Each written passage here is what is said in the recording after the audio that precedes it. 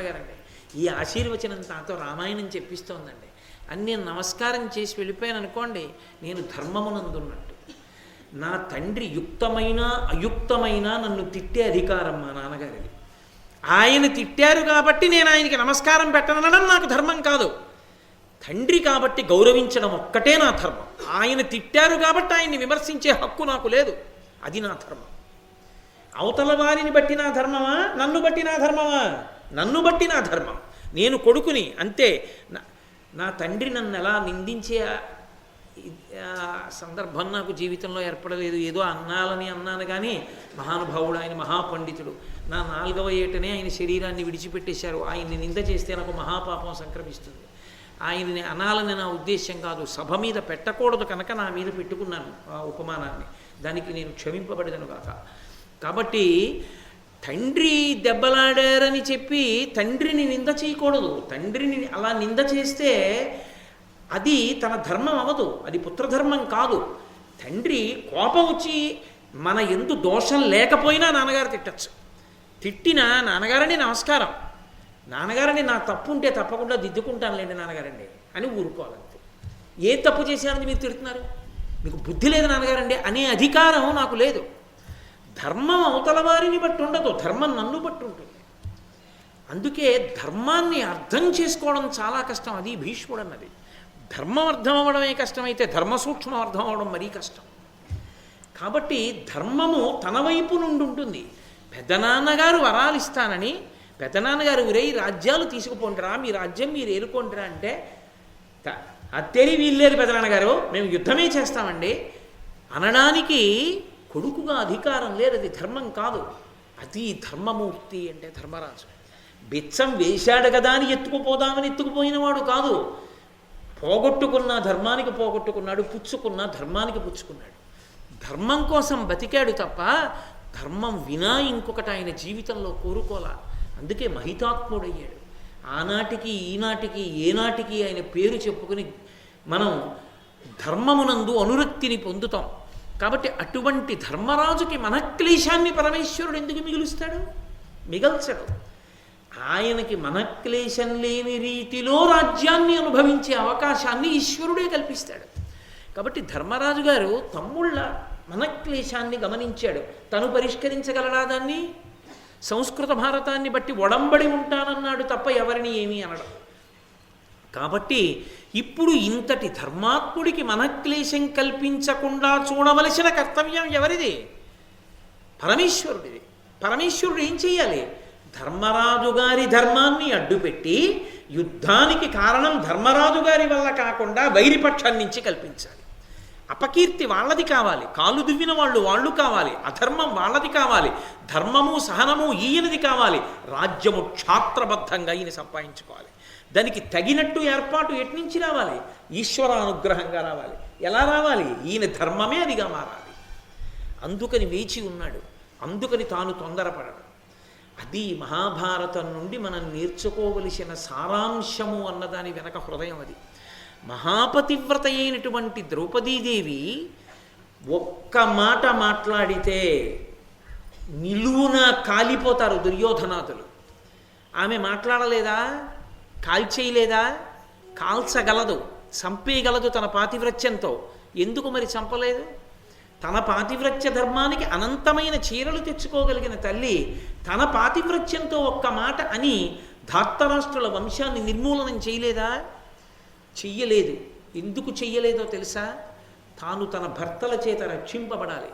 భర్తలు చేతకాని వాళ్ళై జూదంలో తమని తాము కోల్పోతే తనని తాను రక్షించుకుని వాళ్ళ శత్రువుల్ని తాను దునుమాడిందన్న కీర్తి తనకు అక్కర్లేదు. తన భర్తలు విజయం సాధించి తనని గౌరవించాలి. వారి భార్యగా గౌరవింపబడాలి తప్ప తనంత తానుగా శత్రువుల్ని దునుమాడకూడదు. అందుకే ఆమె ధర్మం ఆవిడ. ధర్మమే ప్రాతిపదిక. ధర్మం ఎక్కడుందో అక్కడ కృష్ణుడు ఉంటాడు. ఎక్కడ కృష్ణుడు ఉన్నాడో అక్కడ విజయం ఉంటుంది. కాబట్టి ఆయన ఎదురు చూస్తున్నాడు.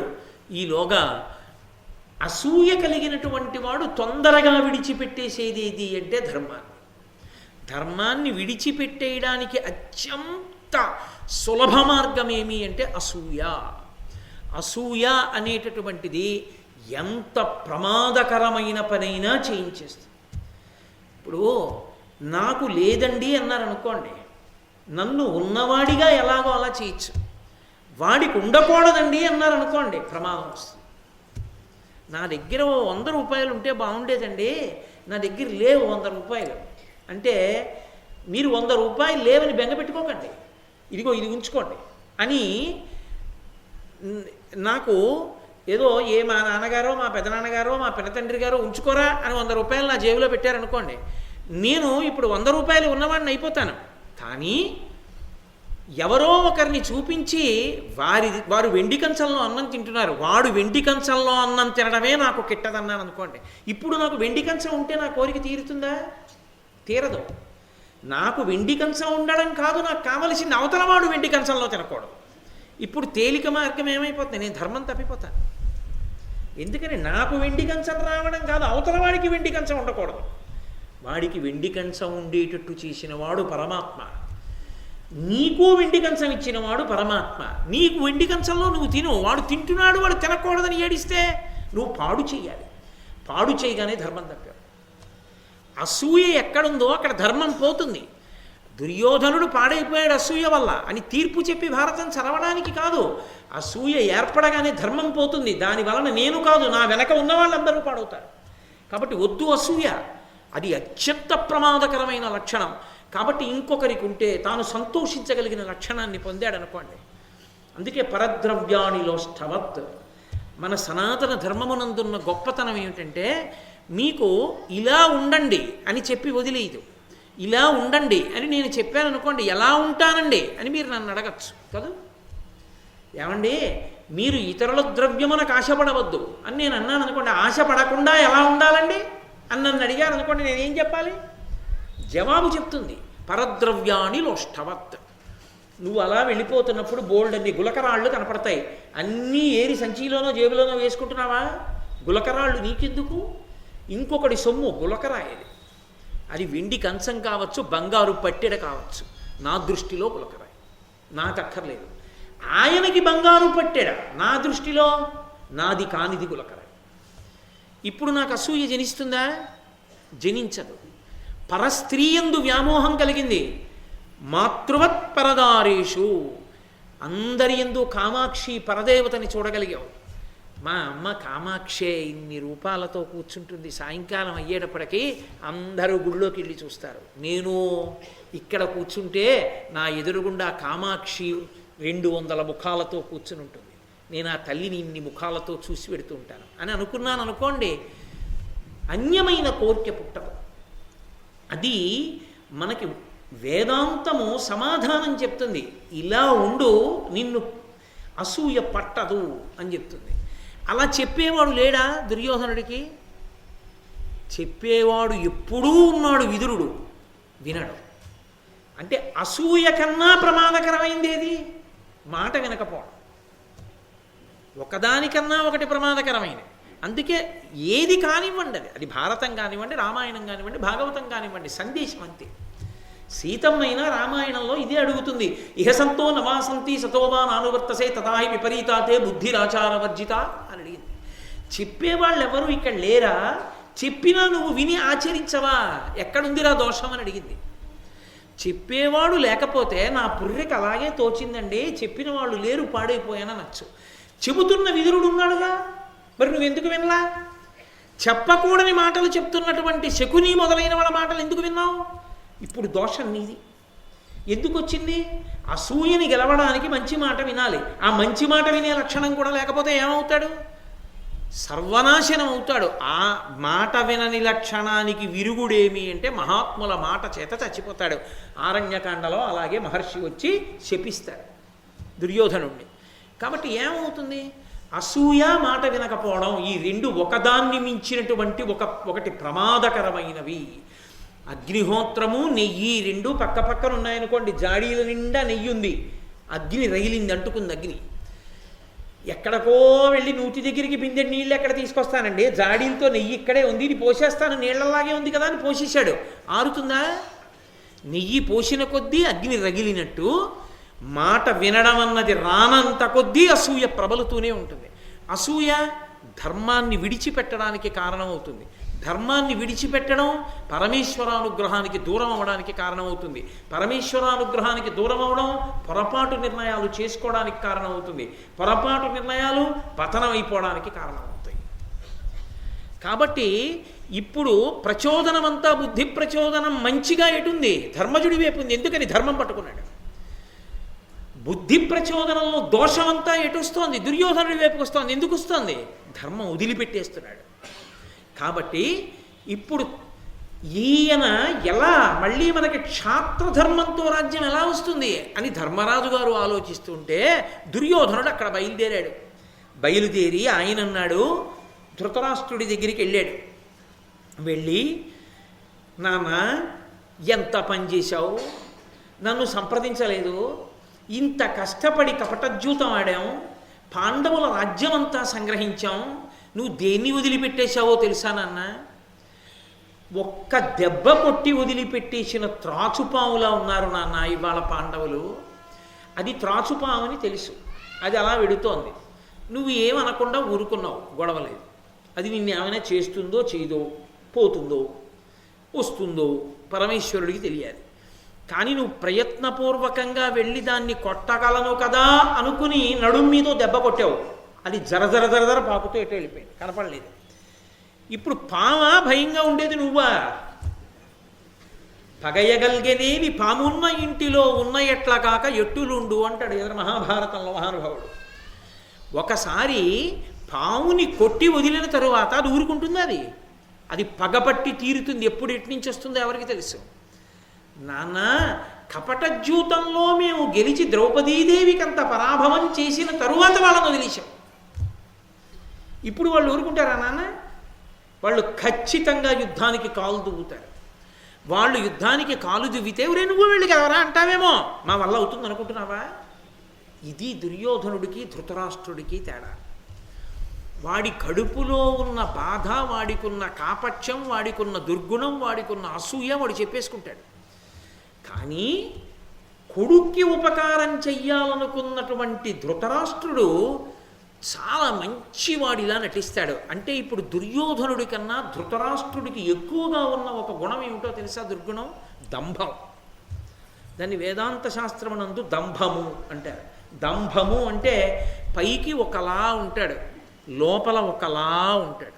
ఎలా ఉన్నవాడు అలా ఉన్నాడు అనుకోండి, కొంతలో కొంతవరకు పసిగట్టేయచ్చు. ఇప్పుడు చెడ్డవాడు చెడ్డమాటే మాట్లాడు, వీడు చెడ్డవాడండి దూరంగా పెట్టండి అనొచ్చు. మంచివాడిలా ఉంటున్నాడు అనుకోండి, ప్రమాదం. అందుకే దంభానికి ఉదాహరణ ఎవరిని చెప్తారంటే కొంగని చెప్తారు. కొంగ చూడండి, తెల్లగా ఉంటుంది. చక్కగా ఏదో ఒక చెరువులో ఆ కెరటాలు వస్తున్న దగ్గర ఒడ్డున నించుంటుంది, ఒంటికాలు మీద నించుంటుంది. ఇలా చూపులు పైకెత్తి చూస్తూ ఉంటుంది. దూరం నుంచి చూసిన వాళ్ళకి ఎలా ఉంటుందంటే ఆ మడుగులో స్నానం చేసి ఒంటికాల మీద తపస్సు చేస్తున్నటువంటి యోగి పుంగవుళ్ళ ఉంటుంది. శుద్ధ సత్వగుణంలా తెల్లగా ఉంటుంది. ఇలా ఉంటుంది. కానీ దాని చూపంతా ఇలా ఉంటుంది. చేప దగ్గరికి వస్తుందేమో అని చూస్తుంది. చేప పాపం ఇది కదలట్లేదు, చాలా మంచిది అనుకుని దగ్గరికి వస్తుంది. చటుక్కనే ఆ నోరు కింద పెట్టి చంపుటవలలోకి చేపని పట్టి పైకి ఎగిరిపోతుంది. తెల్లగా ఉండి ఒంటికాలు మీద నిలబడి నీటిలో నిలబడి జపం చేస్తున్న దానిలా ఉన్నటువంటి కొంగ జపం చేస్తున్నది కాదు, నిజంగా సత్వగుణం కలిగినది కాదు, చేప కోసం నించుంది. చేప దొరకగానే ఎగిరిపోతుంది. దంభము పైకి ఒకలా ఉండి లోపల ఇంకొకలా ఉంటాడు. రామకృష్ణ పరమహంస ఒక మాట చెప్తుండేవారు. వెనకటికి ఒక ఆయనకి బట్టలు కొట్టుండేది. ఆయనకు ఒక గొప్ప లక్షణం ఉండేది. మొట్టమొదటి ఎవరైనా రాగానే పిలిచి, మరి యజమాని కదా, అయ్యా అయ్యా అయ్యా అయ్యా నమస్కారం నమస్కారం నమస్కారం, రండి రండి రండి రండి, ఏం కొంటారు అని అడిగేవాడు. వచ్చిన వాళ్ళు ఏం కొందామనుకుంటున్నారు అన్నది మాట్లాడినటువంటి మాటల్ని బట్టి ఒక్క 2-3 నిమిషాల్లో పసిగట్టేసేవాడు. వాళ్ళు ఎంత తెలివైన వారు, ఎంత మోసం చెయ్యొచ్చు అన్నది పసిగట్టేవాడు. వాళ్ళు ఏదో చీర కావాలండి, ఓ 200లో చీర కొనుక్కుందామని వచ్చాం అన్నారు అనుకోండి. నేను మర్యాదను చూసి అక్కడికి వెళ్ళండి అక్కడికి వెళ్ళండి అక్కడికి వెళ్ళండి, గోవిందా గోవిందా వాళ్ళు వచ్చారా అనేవాడు. ఓ 100 రూపాయలకి నువ్వు మోసం చేయొచ్చని గుర్తు. నారాయణ నారాయణ వాళ్ళు వచ్చారా అన్నారంటే 500 కొట్టేయచ్చు వీళ్ళ దగ్గరని గుర్తు. వాడు ఒక్కొక్క నామాన్ని ఉచ్చరిస్తే ఒక్కొక్క సంకేతం బట్టలు అమ్మే వాళ్ళకి ఇంత రేటు ఎక్కువ చెప్పి పుచ్చేసుకో అమాయకులు వాళ్ళని. పైకి గోవిందా గోవిందా అని అరుస్తుంటాడు, 100 కొట్టేయని గుర్తు. భగవన్నామని చెప్పి ఎంత కొట్టేయచ్చో తన దగ్గర పనిచేసేవాడికి చెప్పినటువంటి బట్టల కొట్టు యజమానిలా తెల్లగా ఉండి ఒంటి కాలు మీద చెరువు ఒడ్డున నించున్నటువంటి కొంగ ఎటువంటిదో అలా దంభమనేటటువంటి గుణము కలిగినటువంటి ఆసురీ ప్రవృత్తి అసూయతో కాలిపోతున్నవాడు మరింత పాపి. అందుచేత ధృతరాష్ట్రుడు మరింత కౌటిల్యం ఉన్నవాడు. దుర్యోధనుడికి ఆ విషయంలో తండ్రి కన్నా ఒక మార్కు తక్కువ, తండ్రికే ఒక మార్కు ఎక్కువ. అది లేనివాడికి ఇలాంటి కొడుకు ఎలా పుడతాడు? ఏ పాండురాజు గారికి పుట్టకూడదేమిటి వీడు? అలాంటి బుద్ధి కాబట్టే ఇలాంటి బుద్ధులున్న వాడు పుట్టాడు. కాబట్టి ఆయన వీళ్ళన్నాడు, ఎంత పని చేశావు నాన్న, దెబ్బతిన్నటువంటి పావును వదిలేశావు. ఇప్పుడు పాండవులు యుద్ధానికి వస్తారు. పాండవులు యుద్ధానికి వస్తే ఇవాళ కాకపోతే రేపు వస్తారు. భీముడు ప్రతిజ్ఞ చేశాడు, ఊరుకుంటాడా? అర్జునుడు గాంధీవం చేతిలో ఉంది, ఊరుకుంటాడా? నకుల సహదేవులు ఊరుకుంటారా? బల్లెం తిప్పగలిగిన ధర్మరాజు గారు ఊరుకుంటాడా? వస్తారు. వచ్చినప్పుడు యుద్ధం జరిగితే భూవిదిత ప్రతాప పరిభూత విపక్షుడు సవ్యసాచి గాంధీవముగొన్న భీముడు వడిన్ గదగొన్న కవల్ కృపాణ చర్మావరణాది భాసిత మహాభుజ విక్రములైన వారలం లావే రణంబులో మన కలంఘ్య బలాఢ్యులనింక నోర్వగన్. నాన్న వాళ్లే యుద్ధానికి వస్తే సమస్త భూమండలమునందు తన యొక్క ధనుర్విద్యయందు విక్రమముతో పరాక్రమంతో విజృంభించగలిగినటువంటి శక్తికి కీర్తి వహించినటువంటి ఆ అర్జునుడు సవ్యసాచి 2 చేతులతో బాణములు వేయగలిగినటువంటి వాడు గాంధీవాన్ని పట్టుకుని యుద్ధానికి వస్తుంటే భీముడు వడిన్ గదగొన్న, భీముడు చేతిలో గద పట్టుకుని యుద్ధానికి వస్తే కవల్ కృపాణ చర్మావరణాది భాసిత మహాభుజ విక్రములైన కవచకుండలాలతోటి చేతిలో కత్తులు పట్టుకుని నకుల సహదేవులు అశ్వినీ దేవతల యొక్క అంశలో పుట్టినటువంటి కవల పిల్లలు యుద్ధానికి వస్తే వారలన్లావే, వారలని గెలవడం అంత తేలికైనటువంటి విషయమా నాన్న? రణంబులో మన కలంఘ్య బలాఢ్యులని ఇంక నోర్వగన్. వాళ్ళని గెలవడం ఎవరి తరం నాన్న? రెచ్చగొట్టి వదిలేశావు. మేమింత కష్టపడి సంపాదించాం, పెద్ద ఉదారుళ్ళ వరాలు ఇచ్చేసావు వాళ్ళకి రాజ్యం. ఇప్పుడు ఏం చేయమంటావు మమ్మల్ని అని అన్నాడు. అయిందేదో అయిపోయింది. ధర్మరాజు గారికి ఉండే వ్యసనం పోలేదుగా, రాజ్యం అంటే వచ్చింది కానీ. కాబట్టి ప్రాతికామినిచ్చి కబురు చేయి, విదురుడు వెళ్ళడిప్పుడు. ఇంకా సంస్కృత భారతంలో విదురుడు భీష్ముడు వీళ్ళందరూ కూడా చాలా చెప్పారు అనుజ్యూతానికి పిలవద్దని, 2వసారి జూదానికి. తెలుగు భారతం ప్రకారం నాన్న అసలు ఆ జూద క్రీడయందు ఒకసారి అనురక్తి ఉన్నవాడు ఎన్ని అవమానాల పాలైపోయినా సరే వాడు మళ్ళీ ఆడడానికి వస్తాడు. కాబట్టి నాన్న ప్రాతికామినిచ్చి కబురు చేయి, విదురుడు వెళ్ళడు, ప్రాతికామితో కబురు చేస్తే వస్తాడు, అందుకని పంపించు నాన్న అన్నాడు. కొడుకు కోసం ఏమైనా చేసేస్తాడు కదా. ఇప్పుడు ఊరుకుంటే పాండవులు ఎదిరించి నిలబడితే తన కొడుకు నిలబడడం, అందుకని ప్రాతికామిని పంపించాడు. ధర్మరాజు గారు యుద్ధానికి, ధర్మరాజు గారు అనుజ్యూతానికి రావడానికి కారణం తెలుగు భారతం ప్రకారం అయితే జూదక్రీడయందు ఉన్నటువంటి అనురక్తి. సంస్కృత భారతం ప్రకారం అయితే తన తమ్ముళ్ళైనటువంటి భీమార్జునుడకుల సహదేవులకి భార్య వరాల వల్ల ధృతరాష్ట్రుడిచ్చినటువంటి ఎంగిలికూడు తినడం ఇష్టం లేక క్షాత్రంతో సంపాదించాలి. వెళ్ళి రాజ్యాన్ని ఓడిపోతే ఈసారి క్షాత్రధర్మంతో సంపాదించుకోవచ్చు. ఈసారి మళ్ళీ ధృతరాష్ట్రుడు ఇవ్వడు. కాబట్టి వాళ్ళు పిలిచేది రాజ్యం కోసమే. కాబట్టి రాజ్యం పోతుంది. మళ్ళీ పోతే ఏమవుతుంది? మళ్ళీ వచ్చి క్షాత్రంతో యుద్ధం చెయ్యొచ్చు. యుద్ధం చేసి ఈసారి తాడో పేడో తేల్చుకుని సామ్రాజ్యాన్ని సంపాదించవచ్చు. అందుకని ఇప్పుడు ధర్మరాజు గారి కోరికని తీర్చింది ఎవరు? దుర్యోధనుడు తీర్చాడు. వాడి పుర్రెలోకి వచ్చిన అక్రమాలిన ఆలోచన ధర్మరాజు కోరిక తీర్చేసింది. నిజంగా దుర్యోధనుడు అడగలేదనుకోండి. తగినంత కారణం లేకుండా ధర్మరాజు నిష్కారణంగా ఎన్ని బలపరాక్రమాలున్నా యుద్ధానికి వస్తాడా? రాడు. ఎందుకంటే ఆయన ధర్మానికి కట్టుబడినవాడు. ఆయన ధర్మానికి కట్టుబడినవాడన్న విషయం తెలియదా దుర్యోధనాదులకు? చాలా బాగా తెలుసు. తెలిసినా ఎందుకు భయపడ్డారు అంటే, ఏమో ఆయన ఎంత ధర్మాత్ముడైనా ఏం జరుగుతుందో ఆ అనుమానం ఎందుకు? మనం ధర్మాత్మలం కాం కదా, అది ఏ పని చేయిస్తుందో ఈ అనుమానం. ఈ అనుమానం ఏం చేసింది? ధృతరాష్ట్రుడి దగ్గరికి వెళ్ళి ప్రాతికామిని పంపించేటట్టు చేసింది. ధర్మరాజు గారు ఆ ఆహ్వానం వినగానే గబగబా తన తమ్ముళ్లతోటి, ద్రౌపదీదేవితోటి, ధౌమ్యుడితోటి, కొద్ది పరివారంతో కలిసి మళ్ళీ జూదం ఆడడానికి వచ్చాడు. మళ్ళీ తీసుకొచ్చారు, మళ్ళీ సంతోషంగా ఆహ్వానించారు. మొదటిసారి ఎలా పిలిచారో అలాగే పిలిచారు. ఏ మణిమంటపంలో ఈ జూదం జరిగిందో అదే జూద గృహానికి మళ్ళీ తీసుకెళ్ళి కూర్చోబెట్టారు. సభామంటపంలో కూర్చోబెట్టి మళ్ళీ దుర్యోధనుడు అన్నాడు, శకుని నా పనుపున ఆడతాడు, నేను పందెం ఒడ్డుతాను, నువ్వు ఆడు ఒడ్డు అన్నాడు. ఏమీ అనలేదు ధర్మరాజు. ఎందుకని? ధర్మరాజు గారి హృదయం ఏమిటో తెలుసా? కాలం తన వైపుకి కలిసి వచ్చింది. పెద్దనాన్నగారిని ఎదిరించి తిరిగిచ్చేయకూడదు రాజ్యం. రాజ్యం మళ్ళీ జూదంలోనే పోవాలి. ఎలాగో పోతుందని తెలుసు. ఎందుకంటే శకునిది మాయాజూదం. ఆయనకి పాశాధిష్టాత్రి దేవత అనుగ్రహం ఉంది కాబట్టి పందెం ఆయన పక్షానే పడుతుంది కాబట్టి రాజ్యం పోతుంది. పోతే ఏమవుతుంది? రాజ్యం పోయింది. భీమార్జునందుకుల సహదేవులు సంతోషపడిపోతారు. మనకి భార్య వరాలు కోరుకుంటే ధృతరాష్ట్రుడు బిచ్చమేసినట్టు వచ్చిన రాజ్యం పోయింది. ఇప్పుడు మన క్షాత్రధర్మంతో సంపాదిద్దామంటారు. ఇప్పుడు తాను కాదనడుగా. కాదన్నప్పుడు యుద్ధం జరుగుతుందిగా. యుద్ధం జరిగితే ఖచ్చితంగా దుర్యోధనాదులు ఓడిపోతారుగా. అప్పుడు తమ పరాక్రమంతో గెలుచుకున్న రాజ్యానికి తాను ప్రభు అవుతాడుగా. ఇప్పుడు ఎంత చక్కగా కలిసి వచ్చింది ధర్మరాజుకి. ధర్మరాజుకి కలిసి వస్తోందని శకుని అనుకుంటున్నాడా? అనుకోడు. ఎందుకని? వాడి అధర్మమే వాడి బుద్ధిలో వాడు గెలుస్తున్నానన్న భావన వాడికి కలిగేటట్టు చేస్తుంది. అది విచిత్రం. అందుకే అధర్మాన్ని పట్టుకొని పతనమైపోయేటటువంటి వాళ్ళు మీరు చూడండి లోకంలో. ఏమిటండి ఆయన అంత పాపపు జీవనం చేస్తాడు, అంత వృద్ధిలోకి వచ్చాడేమండి అంటారు. ముందు చక్కగా వెలిగినట్టు కనపడుతుంది, ఒక్క తప్పు నిర్ణయం. ఆ తర్వాత శేష జీవితం అంతా పరమ భయంకరంగా నడుస్తూ ఉంటుంది.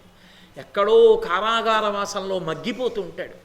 ఐశ్వర్యమంతా మధ్య పతనమైపోతుంది. ధర్మం పట్టుకున్న వాడికి అలా కాదు. ఓర్పుతో ఉంటాడు, ధార్మికంగా రాజ్యాన్ని మళ్ళీ సంపాదించుకోగలుగుతాడు. అందుకే ధర్మరాజు గారు కోరుకున్న కోరిక తీరడానికి వలసిన ప్రణాళిక దుర్యోధనుడి వైపు నుంచి వచ్చింది. కూర్చున్నారు. కూర్చుంటే శకుని అన్నాడు, ధన సంపద రాజ్యంబున దినకర తేజుండు మిమ్ము ధృతరాష్ట్రుడు పెంపున పూజించే చనదింకను వాని నొడ్డి సరిక్రీడింపన్. దినకర తేజుండుట ధృతరాష్ట్రుడు, సూర్యభగవానుడితో సమానమైనటువంటి తేజస్సు కలిగినటువంటి ధృతరాష్ట్ర మహారాజు మీకు ఓడిపోయినటువంటి రాజ్యాన్నంతటినీ తిరిగి ఇచ్చేశాడు ఈ మధ్యని. కాబట్టి ఇప్పుడు రాజ్యం మీది. ధృతరాష్ట్రుడు మీకు తిరిగిచ్చిన రాజ్యాన్ని మళ్ళీ పణంగా వడ్డమని నేను అడగను. ఎంత ధార్మికంగా మాట్లాడినట్టు కనపడతాడో చూడండి. ఎందుకని? ఇప్పుడు వాళ్ళకు ఒక విషయం అర్థమైంది. ఏమిటి అర్థమైంది? ఇప్పటికే ఒక తప్పు చేశాం. ఏమిటా తప్పు? వాళ్ళ దగ్గర రాజ్యాన్ని తీసుకోవడం కాకుండా ద్రౌపదీదేవిని పరాభవించాం. ఇప్పుడు వాళ్ళు కక్ష పెట్టుకుని ఉన్నారు మనసులో. ఇప్పుడు మళ్ళీ రాజ్యం తీసుకుంటే ఏమవుతుంది? పోతే పోయింది, రాజ్యం యుద్ధానికి వస్తారు. యుద్ధానికి వస్తే ప్రమాదం కదా. అందుకని ఈసారి రాజ్యం కాదు అడగవలసింది, రాజ్యం పందెం వద్దన్నాడు. మరి ఏమిటి పందెం వడ్డాలి అంటే అంటున్నాడు, ఏమీ లేదు, ఈసారి ఎవరు ఓడిపోతారో వాళ్ళు జింక చర్మం నారచీరలు ధరించి బ్రహ్మచర్యం పాటిస్తూ అరణ్యాలలో 12 సంవత్సరములు తిరుగుతూ కేవలము దుంపలు, తేనె, కందమూలములు తింటూ జీవనం చేసి 12 సంవత్సరములు అరణ్యంలో అలా బ్రతికిన తరువాత 1 సంవత్సరం పాటు ఏదైనా ఒక రాజ్యంలో ఎవరికీ తెలియకుండా అజ్ఞాతమైనటువంటి జీవితాన్ని గడపాలి. ఈ అజ్ఞాతవాసం చేస్తున్నటువంటి సంవత్సర కాలంలో ఒకవేళ ఓడిపోయిన వాళ్ళని గెలిచినటువంటి వాళ్ళు మళ్ళీ పట్టుకోగలిగితే, ఇదిగో నువ్వు ఇక్కడ ఉన్నావు అని దొంగాటలా పట్టుకోగలిగితే మళ్ళీ 12 ఏళ్ళు ఒక ఏడాది అజ్ఞాతవాసం మళ్ళీ చేస్తుంటారు. అంటే ఇప్పుడు రాజ్యం అడిగాడా శకుని? అడగలేదు. ఎందుకని? అరణ్యానికి వెళ్ళిపోయిన తర్వాత ఇంక రాచరికం ఎక్కడ ఉంటుంది? ఉండదు. వాళ్ళు అడవికి వెళ్ళిపోతారు. అడవికి వెళ్ళిపోయిన వాళ్ళ వెనక సైన్యం ఎక్కడ ఉంటుంది? సైన్యం ఉండదు. 12 ఏళ్ళు అరణ్యానికి వెళ్ళిన వాళ్ళు ఎక్కడో అడవుల్లోకి వెళ్ళిపోయి ఆ కందమూలాలు తింటూ, ఆ తేనె తాగుతూ, దిక్కు తోతక బ్రహ్మచర్యంతో తిరుగుతూ, నారచీరలు కట్టుకుని తాము రాజులమన్న విషయాన్నే మరిచిపోయి పౌరుష ప్రతాప విహీనులై తిరుగుతుంటే మనం ఇంత సైన్యాన్ని ప్రోధి చేసి ఇంకా బలంతో ఎప్పుడో అకస్మాత్తుగా అరణ్యానికి వెళ్ళి 5గురిని మట్టు పెట్టేయచ్చు, శాశ్వతంగా పీడ వదిలిపోయి. ఒకవేళ మనం మట్టు పెట్టలేదు అజ్ఞాతవాసం చెయ్యాలిగా, అప్పుడేముంది? 5గురు దాక్కోవడానికి తేలికైన వాళ్ళు ఏమిటి? ఎవరి తేజస్సు అందులో దాగుతుంది? భీమసేనుడు ఎక్కడ దాగుతాడు? అర్జునుడు ఎక్కడ దాక్కుంటాడు? వాళ్ళ మనుష్యుల యొక్క ఆహార్యములే అలా ఉంటాయే, వాళ్ళని చూస్తేనే తెలిసిపోతుంది. అంతటి పౌరుష పరాక్రమోపేతులే, అంతటి తేజోవిరాజితులే. అటువంటి వాళ్ళు ఎక్కడ దాక్కుంటారు? ద్రౌపదీదేవి ఎక్కడ దాక్కుంటుంది? వాళ్ళు ఎక్కడ దాక్కున్నా తెలిసిపోతారు. తెలిసిపోతే మనం ఇదిగో మీరు ఇక్కడ ఉన్నారు అని ఒక మాట అంటే చాలు, అబ్బెబ్బే మేము లేవనరు. ఎందుకని? ధర్మరాజు ఒప్పుకుంటాడు కాబట్టి, ధర్మం ఉన్నవాడు కాబట్టి ఒప్పుకుంటాడు కాబట్టి మళ్ళీ 12 ఏళ్ళ అరణ్యవాసానికి పోతారు. కాబట్టి ఇప్పుడు వాళ్ళ రాజ్యం గెలవవలసిన అవసరం మనకే ఉంది. అలా అరణ్యాలు పట్టి తిరుగుతూనే ఉంటారు. ఇంకా మనం ఇప్పుడు అవకాశం వచ్చినప్పుడు సైన్యంతో వెళ్ళి పట్టు పెట్టేస్తాం. ఏమయ్యారు పాండవులు? ఎవరికి తెలుసు? ఎక్కడో ఉన్నారు అడవిలో.